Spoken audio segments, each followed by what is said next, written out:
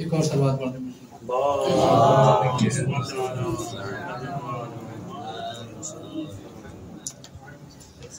بہت بہت شکر گزار ہوں یوسف بھائی کا کہ جنہوں نے اس کار خیر میں پیش حرکت کی، اور وہ تمام ہمارے دوستان کے جنہوں نے مدح خوانی، مرثیہ، تلاوت قرآن یا ابھی تک جن حضرات نے سخنرانی کا شرف حاصل کیا، بہرحال جن القاب سے قبلہ نے مجھے بلایا ان کا اپنا نظریہ ہے میرے حوالے سے. میں تو خود کو ایک ادنا سا طالب علم سمجھتا ہوں، خصوصاً معصومہ کی بارگاہ میں جہاں بڑے سے بڑے علماء اپنے آپ کو طالب علم سمجھتے ہیں. تو پھر میری حیثیت ایسے ہی ہے جیسے قطرے کی سمندر کے مقابلے. لیکن یہ فرش، یہ ممبر، یہ بزم، یہ اسی لیے تو ہے کہ ادنا سے ادنا کو اعلیٰ سے اعلیٰ بنا دے.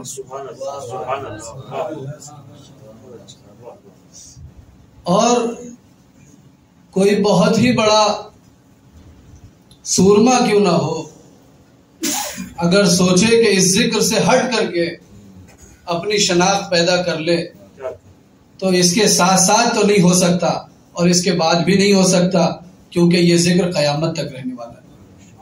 تو جب تک یہ ذکر ہے صرف ان کو عزت ملے گی جو اس ذکر میں شامل ہوں گے کسی بھی اعتبار سے. بعض دفعہ ہمیں قسمیں کھانے کی ضرورت پڑتی ہے، تو میں نے بھی سوچا کہ ایک ایسے سورے کا انتخاب کروں کہ جس کی شروعات قسم سے ہو. ارشاد رب العزت ہے والعصر، زمانے کی قسم. اب آپ دیکھیں کہ مجھے اگر اپنی کوئی بات منوانی ہو، اب دیکھیں جس معیار پہ شعراء نے اس ذکر کو بلند کیا ہے، کم سے کم آپ میرا ساتھ دیں تاکہ وہ بیس بنا لیں. ایک صلوات پڑھیں محمد والے محمد.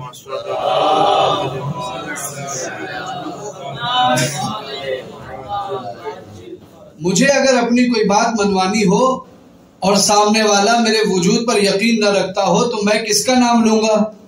کسی ایک ایسی شخصیت کا نام لوں گا کہ جس کے ذریعے سے میں اپنی بات منوا سکوں. تو پتہ یہ چلا کہ انسان اگر اپنی کوئی بات منوانا چاہے تو وہ قسم کا سہارا لیتا ہے، مگر یہ کلام اس اللہ کا کلام ہے کہ جس کے حوالے سے ذرہ برابر بھی اس بات کا شائبہ نہیں کہ کوئی اس سے بڑا ہے یا اس کا کلام جھوٹا ہے. خدا کا کلام ایک ایک لفظ، ایک ایک حرف، زبر زیر نقطہ، سب کچھ ہمارے ایمان کا جز ہے. تو پھر اے پروردگار تجھے قسم کھانے کی کیا ضرورت ہے؟ کیا ضرورت ہے کہ خدا قسم کھائے؟ وہ اگر نہ بھی کھائے تو بھی ہمیں اس کی ہر بات پر یقین ہے، ہمارا عقیدہ ہے. باوجود اس کے اللہ نے قسم کا استعمال کیا. میں آؤں گا اس بات کی طرف. خدا نے قسم کا استعمال کیا. اب آپ دیکھیں کہ جب ہم اور آپ قسم کا استعمال کرتے ہیں تو کیا اپنے سے کسی بڑی ہستی کا نام پیش کرتے ہیں یا ذات کا نام لے کر کے قسم کھاتے ہیں، یا اپنے سے پست؟ ظاہر سی بات ہے جو ہمیں قبول نہ کر رہا ہو وہ ہم سے پستر کو کیوں قبول کرے گا؟ جو ہمیں قبول نہ کر رہا ہو وہ ہم سے پستر کو کیوں قبول کرے گا؟ تو لہٰذا ہمیں ضرورت پڑتی ہے کہ ہم اپنے سے بالا کسی ہستی کا نام لے کر کے قسم کھائیں اور اپنی بات کو منوا سکیں. لیکن میرے سرکار یہی مجبوری ہے خدا کے سامنے کہ اس سے بڑا تو کوئی ہے ہی نہیں. اللہ اکبر، اللہ سب سے بڑا ہے. تو اب خدا قسم کھائے تو کس کی کھائے؟ بڑی توجہ چاہتا ہوں کہ خدا قسم کھائے تو کس کی کھائے؟ اس لیے کہ وہ تو ہے کمال مطلق، اب اس کے اوپر تو کوئی ہے ہی نہیں. لہذا اب اس کی مجبوری یہ ہے کہ وہ اپنے سے کسی پس کی قسم کھائے، مگر یہ جو مجبوری ہے یہ بنا پر نقص نہیں ہے بلکہ بنا پر کمال ہے۔ ایک صلوات پڑھے محمد والے۔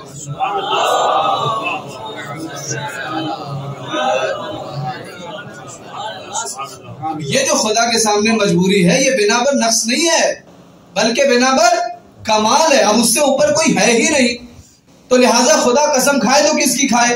تو اب جس کی بھی کھائے گا، جس شے کی بھی قسم کھائے گا، وہ اپنی جنس میں اور اپنی صف میں سب سے بالا ہونا لازمی ہے۔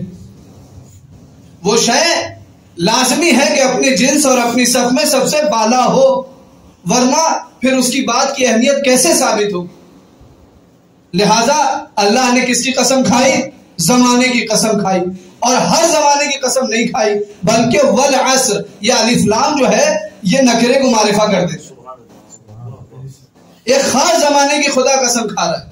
تو اب خدا جو قسم کھائے گا ایک ایسی شے کی قسم کھائے گا کہ جو اپنی صف میں سب سے ممتاز ہو، سب سے بے مثال ہو، جو سب سے لاجواب ہو، پھر اس کی یہ حیثیت بنے گی کہ وہ کلام الہی میں قسم کی جگہ لے سکے، پھر اس کی یہ اہمیت اور جائگہ بنے گی کہ خدا اپنے کلام میں بطور قسم اس سے استعمال کر سکے۔ اب دیکھیں خدا نے کس کی قسم کھائی؟ لعمرک کا، اے پیغمبر آپ کے جان کی قسم، اے پیغمبر آپ کے جان کی قسم۔ یہ لوگ گمراہی کے ایسے نشے میں چور ہیں کہ آپ اپنے آپ کو ہلاک نہ کریں ان کے حوالے سے۔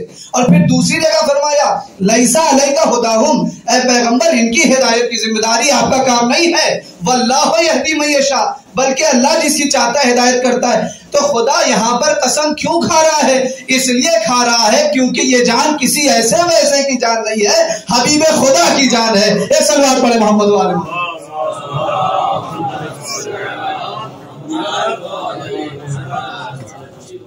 کسی ایسے ویسے کی جان نہیں ہے بلکہ اللہ کے اس پیغمبر کی جان ہے کہ جس کا لقب ہے حبیب خدا۔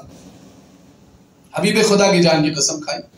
اب میں ایک سوال آپ کے سامنے عرض کرنا چاہتا ہوں کہ مجھے یہ بتائیے کہ اللہ نے کس کی قسم کھائی جو اسے سب سے زیادہ محبوب تھا، جو اسے سب سے زیادہ محبوب تھا۔ تو جب اللہ اپنے محبوب ہونے والی کسی شے کی قسم کھا سکتا ہے تو کیا ہمیں اختیار ہے یا نہیں کہ ہم اس کے حکم سے اپنی محبوب شے کی قسم کھائے؟ تو اے عزیزوں، یہ بات تو آپ نے سر ہلا کر سن لی، مگر ذرا احتیاط کیجئے گا کہیں ایسا نہ ہو کہ کوئی فتویٰ جاری ہو جائے کہ غیر اللہ کی قسم کھانا شرک ہے۔ تو میں کہوں گا کہ ذرا اشکال کرنے والے مجھے یہ تو بتاؤ کہ غیر اللہ کی قسم کھانے سے کیا ہوگا؟ وہ کہے گا کہ آپ اس کو اتنی اہمیت دے رہے ہیں کہ آپ اللہ کے مقابلے پر لے کر کے آ رہے ہیں۔ تو میں کہوں گا تم نے اللہ کا کلام نہیں پڑھا۔ جب خدا مجھ سے گوارا نہیں کرتا کہ میں اس کے مقابلے میں کسی کو لاؤں تو وہ خود کیسے گوارا کرے گا کہ چاند اور سورج کو اپنے مقابلے کرنا ہے؟ ایک صلوات پڑھے محمد۔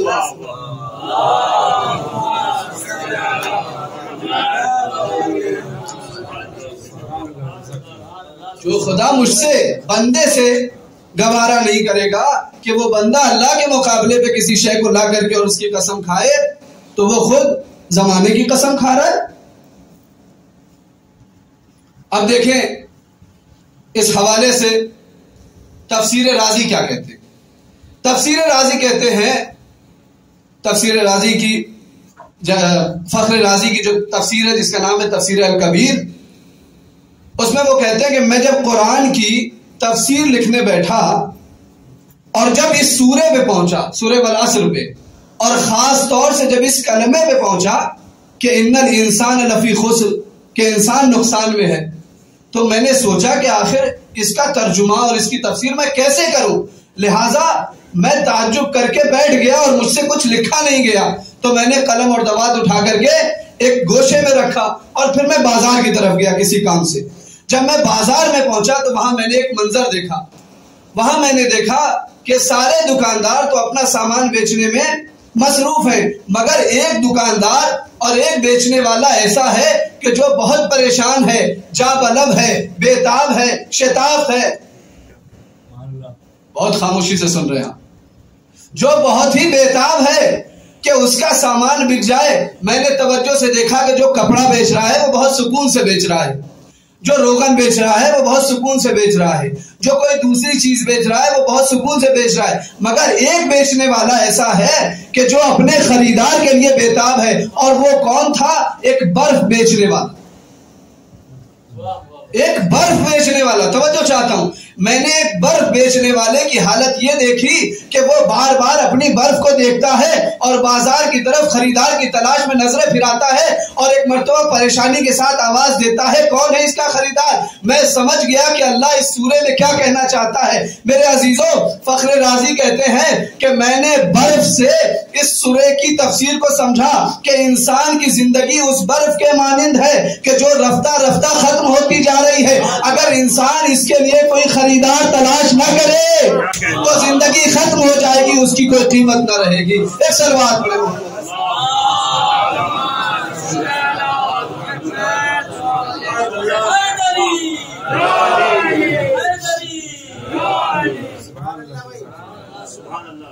زندگی ختم ہو جائے گی اور اس کا کوئی خریدار نہیں ملے گا. دیکھیے, میں تو ایک چھوٹے سے علاقے سے تعلق رکھتا ہوں, تو میرے ذہن میں اس طریقے کے سوالات آتے ہیں کہ دیکھیے, فخر رازی نے اس خسر کے معنی کو, خسارے کے معنی کو کتنے اچھی طریقے سے سمجھایا. مگر میں ہاتھوں کو جوڑ کے کہنا چاہتا ہوں کہ اے مفسر اعظم, مسلمانوں کے بہت بڑے مفسر, اے فخر رازی, ذرا یہ تو بتائیے کہ آپ نے خسارے کو سمجھا دیا کہ اگر انسان اپنی جان کو نہ بیچے اور کوئی خریدار پیدا نہ کر لے تو اس کی زندگی بیکار ہو جائے گی. تو ذرا ہمیں یہ تو بتا دیجئے کہ کیا دنیا میں آج تک کوئی ایسا مسلمان پیدا ہوا ہے کہ جس نے اپنا نفس بیچا یا خریدا ہو؟ جب مفسر اعظم سے اس کا جواب نہ ہوا تو میں نے بزم صحابہ میں ایک نگاہ دوڑائی.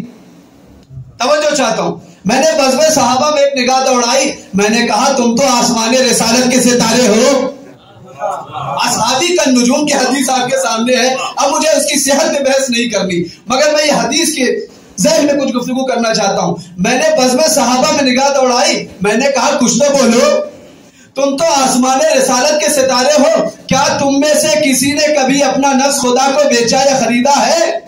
تو سب خاموش تھے. اے میرے عزیزوں, بس اتنا ہی عرض کرنا چاہتا ہوں کہ جب آسمان رسالت کے سارے ستارے جاگ رہے تھے تو ایک مہتاب امامت خورشید رسالت کے بستر پہ سو رہا تھا, اور اس نے سوتے سوتے اپنے نفس کا سودا کیا.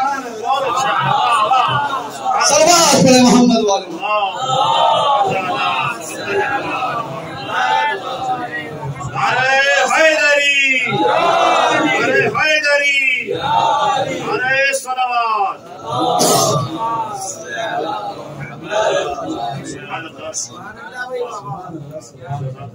سارے آسمان رسالت کے ستارے رات بھر جاگتے رہے, مگر ایک مہتاب امامت بستر رسالت پر سو کر کے اپنے نفس کا سودا کر بیٹھا, اور ایسی مرضی خدا خریدی کہ زندگی بھر اس نے خدا کی مرضی کے خلاف کوئی قدم نہ اٹھا. اس لیے کہ اب اس کی مرضی نہ رہی, اس کا نفس نہ رہا. اب خدا کی مرضی اس کے ہاتھ میں اور اس کا نفس خدا کے ہاتھ میں. اب جو یہ کرنا چاہے, جو اس کی مرضی ہو اسے خدا کی مرضی سمجھنا, اور جو اس کے نفس کی قتل کی در پہ ہو یا جو اس کے نفس کے پیچھے جائے, اسے قتل کرنے کے لیے جائے یا اسے مخدوش کرنے کے لیے جائے, وہ سمجھ لے کہ وہ کسی اور نفس کے پیچھے نہیں گیا ہے بلکہ نفس خدا کے پیچھے گیا.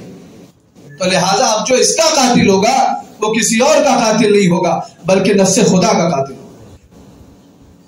بہرحال میں اپنی گفتگو کی طرف واپس آتا ہوں. ارشاد ہوا والعصر, زمانے کی قسم.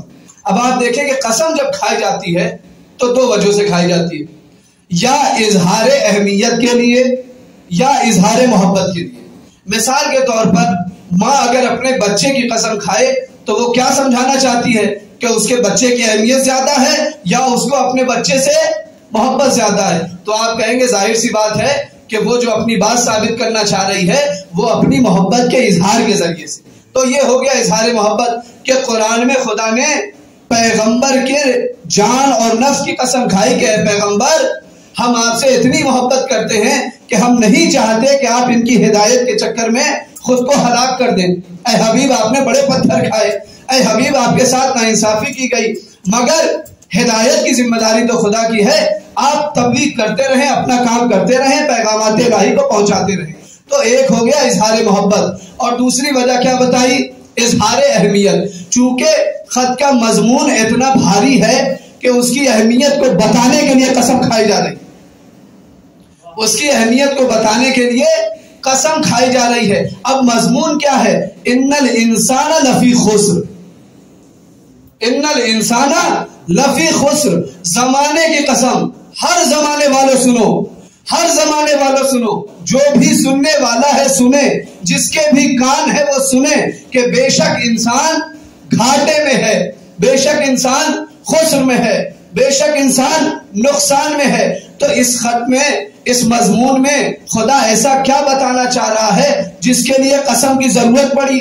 اس کے لیے تھوڑا سا روشنی تو فخر رازی نے ڈالا، اور تھوڑا میں آپ کے سامنے پیش کرنا چاہتا ہوں کہ خدا نے یہ بتانے کی کوشش کی کہ دیکھو میں جو زمانے کی قسم کھا رہا ہوں یوں ہی نہیں کھا رہا ہوں، بلکہ تمہاری زندگیوں کی اہمیت بتا رہا ہوں کہ یہ زندگی گزر جائے گی اور تمہارے ہاتھ کچھ نہیں آئے گا اور سارے کے سارے نقصان میں ہیں. تو میں یہ کہہ سکتا ہوں کہ پروردگار تو ایسے بھی کہہ سکتا تھا کہ سارے کے سارے فائدے میں ہیں، سوائے کچھ لوگوں کے کہ جو بدعملی کرتے ہیں، کارے غلط کرتے ہیں، جو غلط راستے پر جاتے ہیں. مگر اللہ نے یہ نہیں کہا. اللہ نے کیا کہا؟ اللہ نے بجائے اس کے کہ یہ کہتا کہ سارے کے سارے فائدے میں ہیں، اللہ نے کہا کہ سارے کے سارے خسارے میں ہیں. تو اس کا مطلب یہ ہوا کہ جو کلام کا اثر پہلے منفی بتا کر کے ہوتا ہے وہ پہلے مثبت بتا کر کے نہیں ہوتا. اس لیے کہ اگر اللہ ایسے کہہ دیتا کہ سارے کے سارے فائدے میں ہیں، ایک چھوٹا سا گروہ خسارے میں ہے، تو انسان سمجھتا کہ میں تو اس گروہ سے ملحق ہوں کہ جو فائدے میں ہے، مجھے اس کی کیا پرواہ کہ جو گھاٹے میں ہے، وہ خود اپنا سمجھے. مگر میرے عزیزوں آپ دیکھیں کہ اللہ نے جب قسم کھائی تو قسم کس لیے کھائی؟ قسم اس لیے کھائی تاکہ اپنے خط کے مضمون کو سمجھا سکے، یقین دلا سکے. اور میں نے آپ کو بتایا کہ قسم جس کی کھائی جاتی ہے وہ شے کوئی معمولی نہیں ہوتی. جیسے خدا نے پیغمبر کے نفس کی قسم کھائی تو اس کی اہمیت خدا کے نزدیک بہت زیادہ ہے. اب دیکھیں زمین و آسمان میں بہت ساری چیزیں ہیں، اللہ چاہے تو کسی کی بھی قسم کھا سکتا ہے، مگر اللہ اس کی قسم کھائے گا جو شے اپنی ذات کے ساتھ ساتھ اپنی پوری صف میں ممتاز ہو. جو شے اپنی پوری صف، پوری نو اور پورے گروہ میں سب سے ممتاز ہوگی، اللہ اس کو لائق قسم سمجھے گا. تو اے میرے عزیزوں آپ دیکھیے اللہ نے کس کی قسم کھائی؟ اللہ نے قسم کھائی عالم فلکیات کے بادشاہ کی. والشمس وضحاها، قسم ہے کس کی؟ اس بادشاہ کی جو آسمانوں میں بادشاہ بنا رہتا ہے کہ جس کے ذریعے سے کوئی بھی سسٹم کام نہیں کرے گا اگر وہ ساتھ نہ دے. وہ کون ہے؟ سورج. تو اللہ نے اس کو ایک ممتاز شے سمجھی تو لہٰذا اس کی قسم کھائی. اور جب وہ چلا جائے تو اس کا نائب بن کے کون آتا ہے؟ والقمر اذا تلاہا. تو کبھی سورج کی قسم تو کبھی چاند کی قسم. تو یہ ہو گئی بڑے بڑے لوگوں کی قسم. لیکن میرے سرکار ایک جملہ سنیے گا کہ کبھی کبھی ایک چھوٹا بھی بڑے بڑوں کی صفوں میں اپنی جگہ بنا لیتا ہے. کبھی کبھی ایک چھوٹا بھی بڑے بڑوں کی صفوں میں اپنی جگہ بنا لیتا ہے. اب آپ کو اگر یقین نہ ہو تو جس طریقے سے میں نے قرآن کی 2 آیتیں پیش کی، ایک اور آیت آپ کے سامنے پڑھوں گا. وَالنَّجْمِ إِذَا هَوَىٰ. سورج اور چاند کے مقابلے میں ستارے کی کوئی حیثیت نہیں ہے، مگر اللہ نے ستارے کی قسم کھائی. مگر ہر ستارہ نہیں، وہ ستارہ جو کسی آستانے کی طرف جھک رہا تھا. ایک سلوات پڑھے.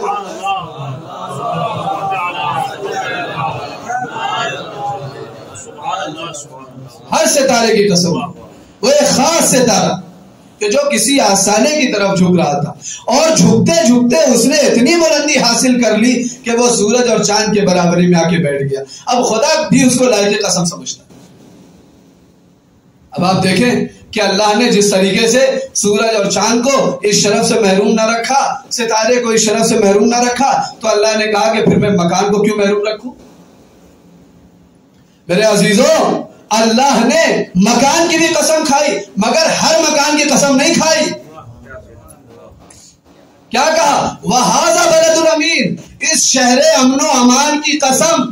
ایک جملہ کہنا چاہتا ہوں، جو اسلام کو دہشت گرد چہرے کے ساتھ جانتے ہیں، میں ان کو بتانا چاہتا ہوں کہ عالم اسلام میں بڑی بڑی جنگیں ہوئی، مگر اللہ نے کبھی خیبر کے میدان کی قسم نہیں کھائی، کبھی حنین کے میدان کی قسم نہیں کھائی، کبھی احد کے میدان کی قسم نہیں کھائی، کبھی خندق کے میدان کی قسم نہیں کھائی۔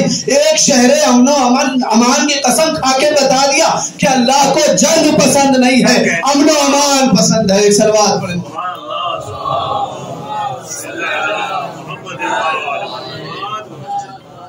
کہ اللہ امن و امان کو پسند کرتا، ورنہ کیسی کیسی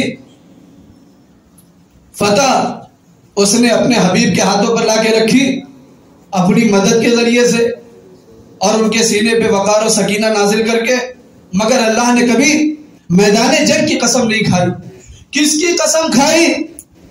ایک شہر کی۔ اب دیکھیں اس شہر کی بھی جو قسم کھائی ہے، وَهَذَا بَلَدُ الْأَمِينُ، کہ یہ شہر امن و امان، میں اس کی قسم کھاتا ہوں۔ تو علامہ طباطبائی تفسیر المیزان 20ویں جلد صفحہ نمبر 270 میں فرماتے ہیں، کہتے ہیں کہ یہ جو اللہ نے مکان کی قسم کھائی ہے وہ بے اعتبار مکین کھائی۔ کیا کہہ رہا ہوں؟ یہ جو اللہ نے مکان کی قسم کھائی ہے، ذات خود مکان میں اتنی حیثیت نہیں ہے کہ اللہ اس کو لائق قسم سمجھے، مگر اس میں ایک ایسا رہنے والا ہے کہ اللہ جس کے توسط سے اس کو اس لائق سمجھ رہا ہے کہ اس کی قسم کھا سکے۔ اور پھر سورہ بلد میں فرما دیا کہ اس کا فلسفہ کیا تھا؟ لا اقسم بہذا البلد، اس شہر کی قسم، وانت حل بہذا البلد، اے پیغمبر آپ اس شہر میں رہتے ہیں اس لیے اس کی قسم کھا رہا ہوں۔ ایک صلوات پڑھے محمد والے۔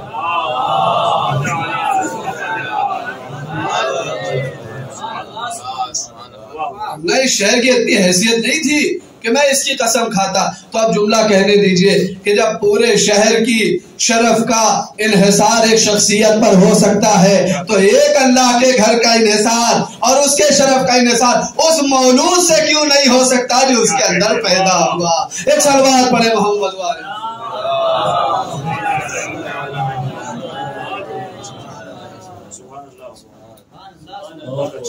ایک اور صلوات پڑھے محمد والے۔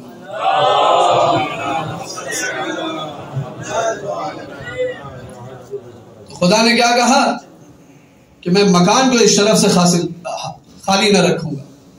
تو لیجئے، جہاں اللہ نے ظرف مکان کو اس شرف سے محروم نہ رکھا، ظرف مکان کو اس شرف سے محروم نہ رکھا، اس نے کہا کہ اب میں ظرف زمان کو اس شرف سے محروم کیوں رکھوں؟ میں آگے اپنی منزل کی طرف۔ اللہ نے کہا کہ جس طریقے سے میں نے مکان کو لائق قسم سمجھا، میں ایک زمان کو بھی لائق قسم سمجھتا ہوں، مگر ہر زمان نہیں، وہ ایک زمانہ جو میرے حبیب سے منسوب ہے۔ والعصر، قسم ہر زمانے کی نہیں ہے بلکہ اس زمانے کی قسم کھا رہا ہوں جس میں میرا حبیب پایا جاتا ہے۔ ایک صلوات پڑھے محمد۔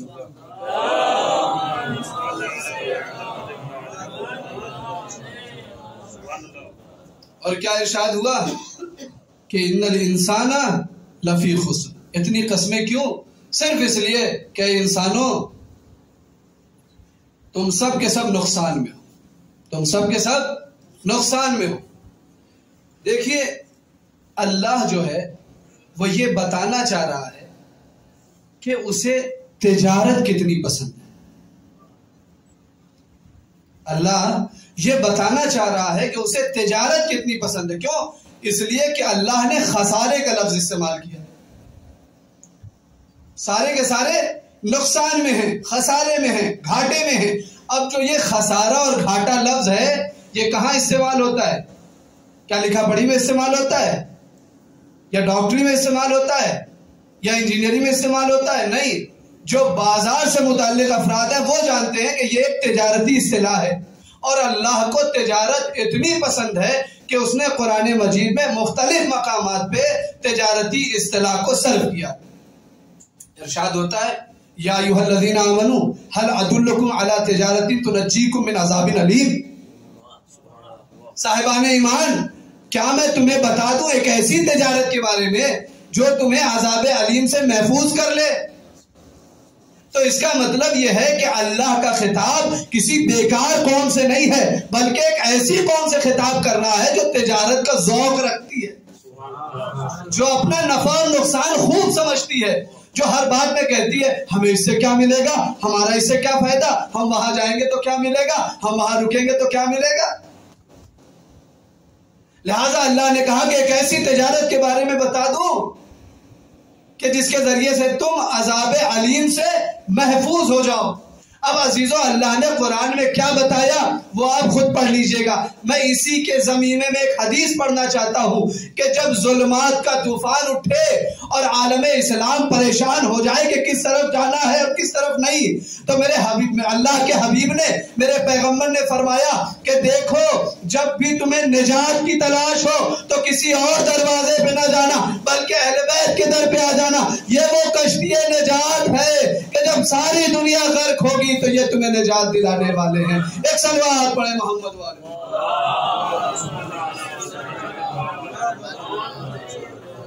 اب سمجھ میں آیا کہ یہ مجمع امام حسین کے نام پہ اتنا کیوں امڑتا ہے، یہ تجمع، یہ تہاجم کیوں ہے؟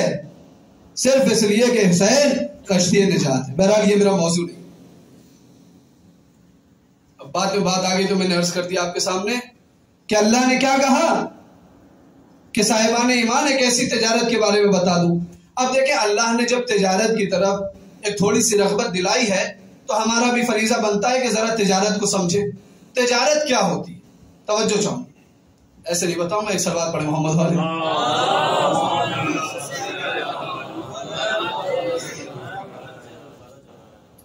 اب دیکھیں، تجارت جب شروع کی جاتی ہے تو جو وہ پہلا پیسہ جو آپ تجارت میں صرف کرتے ہیں اسے عربی میں کہتے ہیں راس المال، فارسی میں کیا کہتے ہیں؟ سرمایہ، اردو میں کیا کہتے ہیں پتہ ہے؟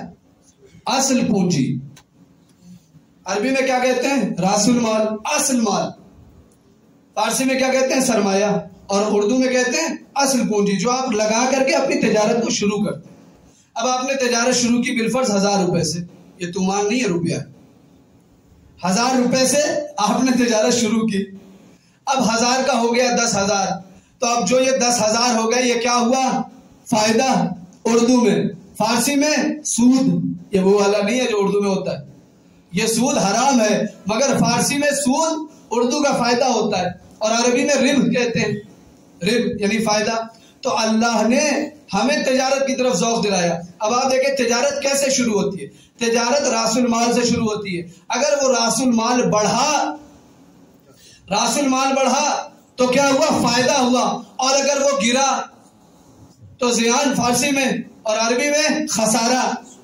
یہی تو اللہ بتانا چاہ رہا ہے، یہی تو اللہ بتانا چاہ رہا ہے کہ دیکھو، اگر راس المال بڑھا تو وہ ہوگا رب، فائدہ، اور اگر وہ اپنے مرتبے سے گرا تو وہ کیا ہوگا؟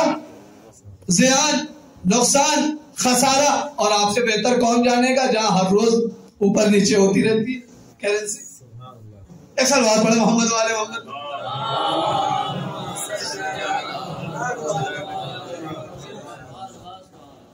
آپ سے بہتر کون جان سکتا ہے کہ جہاں ہر روز ڈالر اوپر نیچے ہو رہا ہے۔ اب آپ دیکھیں اللہ نے کون سی کرنسی کو اہمیت دی۔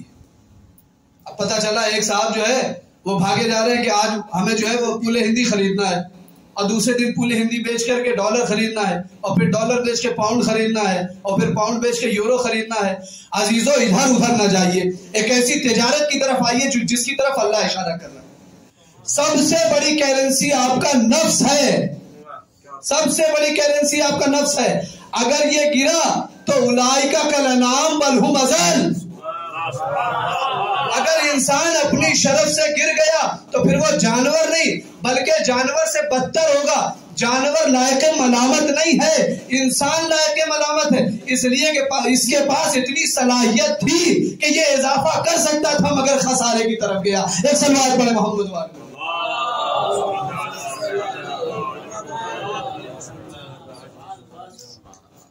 تو اگر یہ انسان اپنے شرف سے گر جائے تو خسارے میں، اور اگر بڑھ جائے، میں اس کی بھی آپ کے سامنے تفسیر پیش کرتا ہوں۔ دیکھیں، قرآن نے یہ نہیں کہا کہ ساری کی ساری مخلوقات خسارے میں، پروردگار تو نے صرف انسان کو خطاب کر کے کیوں کہا کہ ان الانسان لفی خسر؟ باقی چیزیں بھی تو خسارے میں ہو سکتی تھی. زمین و آسمان کے درمیان نہ جانے کتنی چیزیں ہیں جو زندہ ہیں اور اللہ کی مخلوقات میں شامل ہوتی ہیں، مگر اللہ نے انسان کو ہی ایسا کیوں سمجھا؟ تو میرے عزیزوں، بات تو کچھ نہیں تھی، بس اتنی سی تھی کہ صرف انسان ایسا ہے کہ جو راس المال کی حیثیت رکھتا ہے، کہ اس کے اندر اتنی بھی صلاحیت ہے کہ یہ بڑھ سکتا ہے اور یہ بھی صلاحیت ہے کہ یہ گر سکتا ہے. اب دیکھیں زمین و آسمان کے درمیان کون کون سی مخلوقات پائی جاتی ہے. کچھ تو اتنی پست ہے کہ وہ بلند نہیں ہو سکتی، کچھ تو اتنی پست ہے کہ وہ بلند نہیں ہو سکتی، اور کچھ اتنی بلند ہے کہ وہ پست نہیں ہو سکتی. میں کیا کہہ رہا ہوں کہ کچھ تو اتنی پست ہے اور وہ اپنی محدودیت کے ایسے اسیر ہیں کہ وہ کبھی بلند نہیں ہو سکتے. وہ کون ہیں؟ جمادات، نباتات، حیوانات. اب چونکہ ریکارڈنگ ہو رہی ہے اور یہ انشاءاللہ اس سے عوام بھی استفادہ کرے گی، تو آپ کا وقت ضائع نہ کرتے ہوئے جلدی اس کی تھوڑی سی توضیح دے دوں کہ جمادات کہتے ہیں ایک ایسے مرکب کو کہ جو جسم رکھتا ہو، صرف جسم ہے اور بس.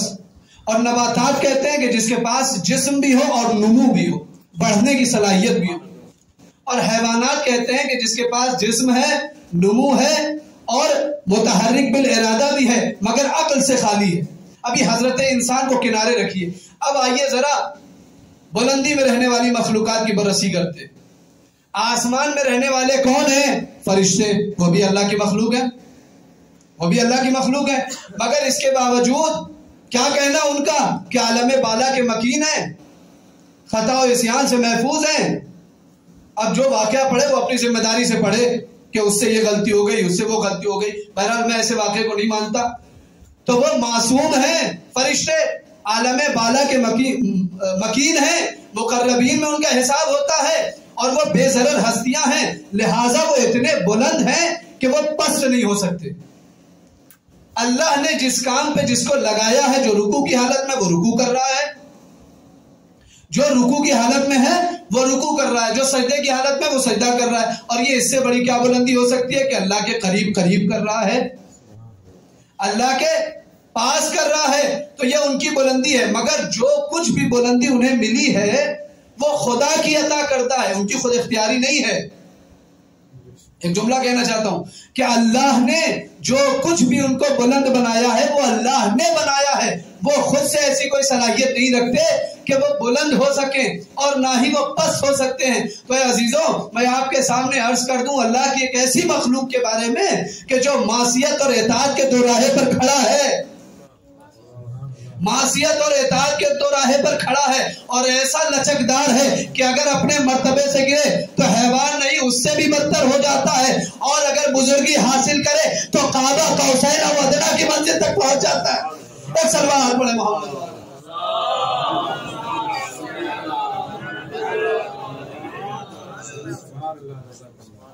اپنی منزل سے گرے تو جانور نہیں بلکہ اس سے بھی بدتر ہو جاتا ہے، اور اگر بزرگی حاصل کر لے تو پھر قاب قوسین اور ادنیٰ کی منزل تک پہنچ جاتا ہے کہ جہاں تک حصول اور وصول فرشتوں کا بھی نہیں ہے.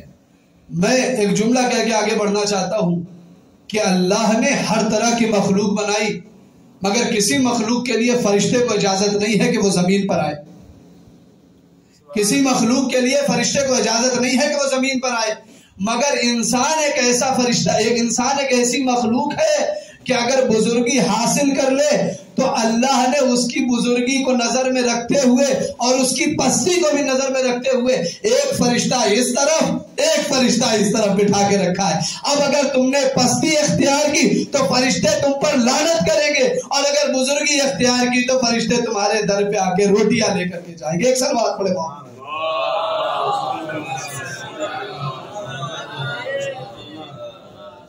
انسان ایک خود مختار مخلوق ہے کہ جس کے حوالے سے اللہ نے کہا کہ انسان خسارے میں، گھاٹے میں. لیکن اس کے باوجود اللہ نے اپنا کلام یہی تمام نہیں کیا، بلکہ کیا کہا؟ سارے کے سارے خسارے میں ہیں. الا الذین آمنوا، سوائے ان کے کہ جو ایمان لائے. وَعَمِلُوا الصَّالِحَاتِ اور عمل صالح انجام دیتے ہیں، وَتَوَاصَوْا بِالْحَقِّ اور حق کی وصیت کرتے ہیں، وَتَوَاصَوْا بِالصَّبْرِ اور صبر کی تلقین کرتے ہیں۔ میرے عزیزوں، اگر کلام الہی یہی تمام ہو جاتا تو پھر انبیاء کا کیا ہوتا، اوصیاء کا کیا ہوتا، اولیاء کا کیا ہوتا، معصومین کا کیا ہوتا؟ لہٰذا اللہ نے یہ شرط لگا کے بتا دی کہ یہ سب محفوظ، اور اس کے ساتھ ساتھ وہ بھی محفوظ ہوگا کہ جو ایمان لائے، عمل صالح انجام دے، حق اور صبر کی تلقین کرتا۔ کہیں جانے کی ضرورت نہیں ہے، اس ایک چھوٹے سے سورے میں ایک مفاہیم کا سمندر چھپا ہوا ہے کہ اگر آپ اس پر غور کریں تو آپ کی نجات اس میں چھپی ہوئی کہ اللہ نے کہا کہ دیکھو آمنو کے ساتھ ساتھ عمل صالح جڑا ہوا ہے۔ واو کے ذریعے سے عطف ہے، او کے ذریعے سے نہیں ہے، واو کے ذریعے سے عطف ہے، او کے ذریعے سے نہیں ہے۔ واو اور او میں کیا فرق ہوتا ہے؟ سارے طلاب بیٹھے ہوئے، علماء بیٹھے ہوئے، اکابر بیٹھے ہوئے، میں زیادہ تفصیل میں جا کر کے آپ کا وقت ضائع نہیں کروں گا، بس چھوٹا سا فرق بتا دوں کہ اگر واو ہے تو اختیار نہیں ہے، او ہے تو اختیار ہے۔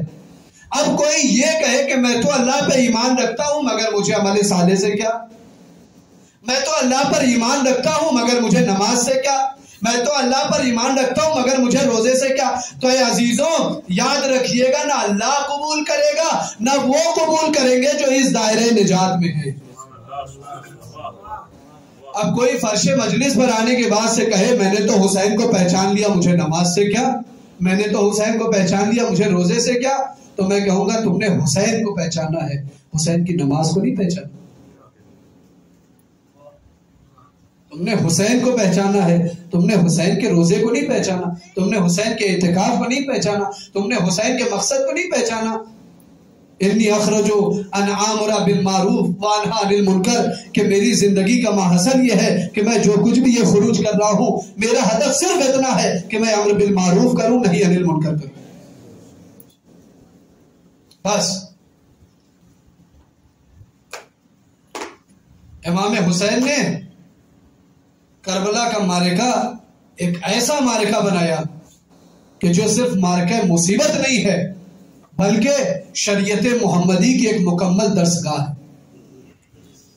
ہر ایک مثال امام نے پیش کی، آپ صرف الا الذین آمنوا کو سمجھیں کہ کیا خوبصورت پیش کیا ہے امام حسین نے، کہ جس طریقے سے امام حسین اس الا الذین آمنوا کو پیش کر رہے ہیں اسی طریقے سے ان کا بچہ، ان کا بوڑھا اور ان کی خواتین بھی اس پر ثابت قدم ہیں۔ کسی نے آ کر کے یہ نہیں کہا کہ اے مولا بیعت کر لیتے، جب ایمان خدا پر ہے تو طاغوت کی بیعت نہیں ہو سکتی۔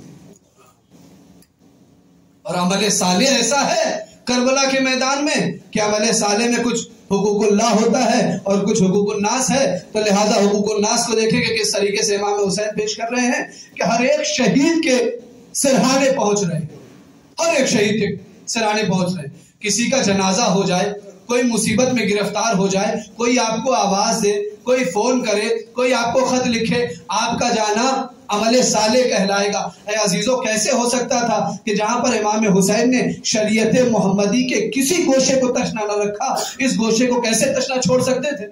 لہٰذا ہر ایک شہید کے جنازے پہ گئے، ہر ایک شہید کے سرہانے گئے، ہر ایک شہید کا لاشا اٹھایا۔ اب کیسے ممکن تھا کہ جس نے غلام ابوذر جون کا لاشا اٹھایا ہو وہ غلام ترکی کے لاشے پہ نہ جاتا، جس نے حر کے بیٹے کا لاشا اٹھایا ہو کیسے ممکن تھا کہ وہ علی اکبر کے لاشے پہ نہ جاتا؟ اے عزیزوں جس نے حبیب ابن مظاہر کا لاشا اٹھایا ہو وہ کیسے ممکن تھا کہ عباس کی آواز پہ نہ پہنچتا؟ ایک ایک کر کے جا رہے ہیں، اور عمل صالح کیا خوبصورت ہے۔ آپ دیکھیں اصحاب انصار حسینی میں کیا عمل صالح کو پیش کیا ہے۔ ہاں عزیزوں جس وقت مسلم ابن اوسجہ گھوڑے سے گرے، حبیب قریب آئے، آواز دی، کہا اے مسلم اگر عمر تمہیں کافی زیادہ ملتی اور تمہارے پاس کافی فرصت ہوتی تو میں کہتا کہ کچھ وصیتیں کرو، مگر وقت بہت کم ہے۔ ہاں اگر کچھ کہنا چاہتے ہو تو زندگی کے آخری لمحات پہ کچھ بیان کرو۔ ہاں یہ بوڑھا صحابی جس میں طاقت نہیں، خون میں غلطہ، ایک مرتبہ اشارہ کر کے کہتا ہے حبیب جب تک زندہ رہنا اپنے امام کی حفاظت کر۔ عزیزوں یہ کیا ہے؟ وتواصوا بالحق ہے. اور صبر کی تلقین کیسی ہے کہ حسین بچوں کو صبر کی تلقین کر رہے ہیں. ہاں جب بچے لتش کہتے ہیں نا تو امام حسین جواب میں کیا کہتے بچوں صبر کرو، اے سکینہ صبر کرو، اے علی اکبر صبر کرو، اے قاسم صبر کرو. ہاں عزیزوں آپ دیکھیے کہ وتواصوا بالحق اور وتواصوا بالصبر کو کس طریقے سے جناب علی اکبر نے سمجھایا ہے کہ آپ اگر کسی اپنے چھوٹے کو سمجھانا چاہیں تو وہاں پر بڑی آسانی سے سمجھا سکتے ہیں، اس لیے کہ وہاں حفظ مراتب کا مرحلہ سامنے نہیں آئے گا. مگر اگر آپ کو صبر کی تلقین کسی بڑے سے کرنی ہو تو آپ کیسے کریں گے؟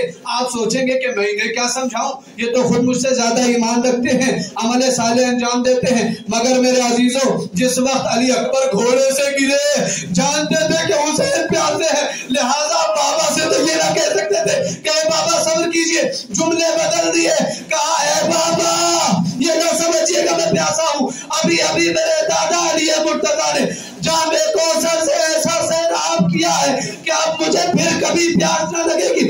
اور وہیں پر میرے نانا رسول اللہ بھی تھے اور انہوں نے ایک جملہ کہا کہ ہاں علی اکبر میرے حسین سے کہہ دینا اے حسین ہم تمہاری پیاس کا خیال کر رہے ہیں، چند ہی لمحوں میں تم بھی ہم سے قریب ہو جاؤ.